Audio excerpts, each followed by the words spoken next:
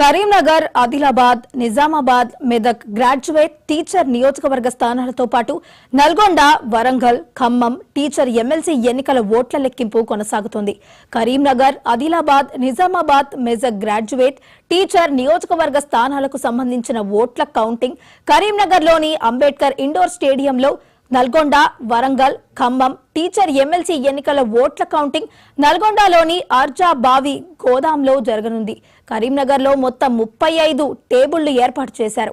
ఇందులో 21 టేబుళ్లు గ్రాడ్యుయేట్ ఓట్ల counting, 14 టేబుళ్లు teacher ఓట్ల కౌంటింగ్ కోసం ఏర్పాటు చేయబడింది.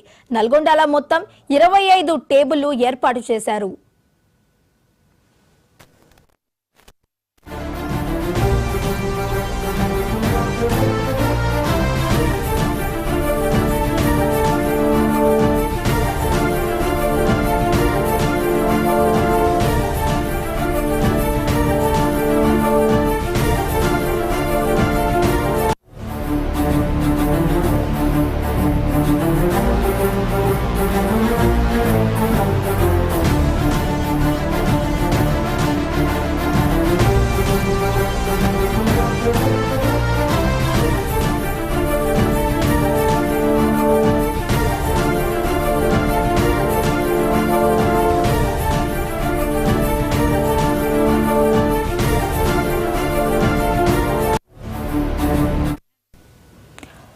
కరీంనగర్, ఆదిలాబాద్, నిజామాబాద్, మెదక్ గ్రాడ్యుయేట్ అలాగే టీచర్ నియోజకవర్గ స్థానాలతో పాటు కౌంటింగ్ ప్రక్రియ కొనసాగుతున్నట్టు తెలుస్తోంది. మరి ఇదే అంశానికి సంబంధించి మరింత సమాచారాన్ని మా తెలంగాణ బ్యూరో చీఫ్ సుధాకర్ అందించడానికి సిద్ధంగా ఉన్నారు. సుధాకర్, చెప్పండి.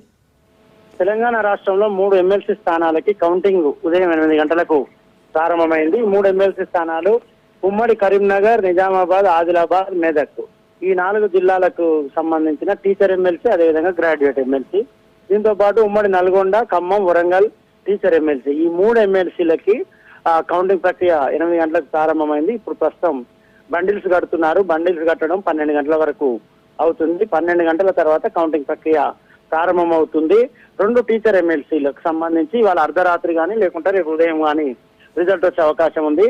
అదేవిధంగా గ్రాడ్యుయేట్ ఎమ్మెల్సీకి మాత్రం మరో 2 రోజులు టైం పట్టుతుంది కౌంటింగ్ ప్రక్రియ పూర్తి కావడానికి. ఒకవేళ మొదటి ప్రాధాన్యత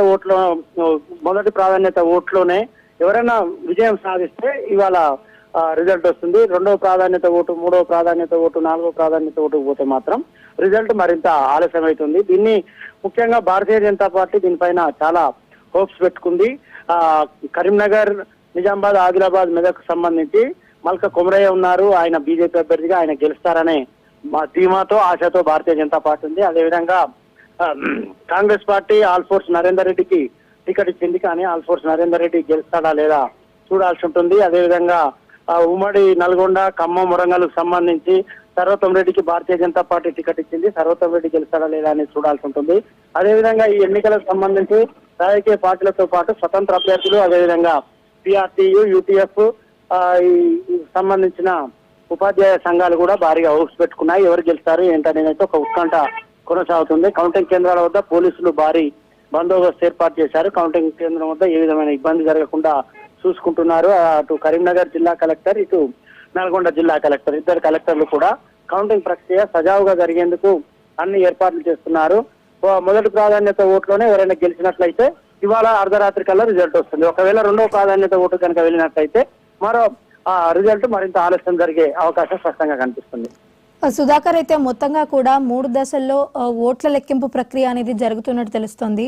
అయితే మరి మొదటి దశ అనంతరం విజేత ఎవరు అనే క్లారిటీ రాబోతుందా? ఇంతకుముందు మనం అదే చెప్పినాం. పోలైన ఓట్లలో 50% ఓట్లు ఎవరికైతే వస్తాయో వారిని విజేతలుగా ప్రకటిస్తారు. మొదటి ప్రాధాన్యత ఓటులోనే ఎవరికైనా ఒక అభ్యర్థికి 50% ఓట్లు వచ్చినట్లయితే అక్కడ అభ్యర్థిని విజేతగా ప్రకటిస్తారు.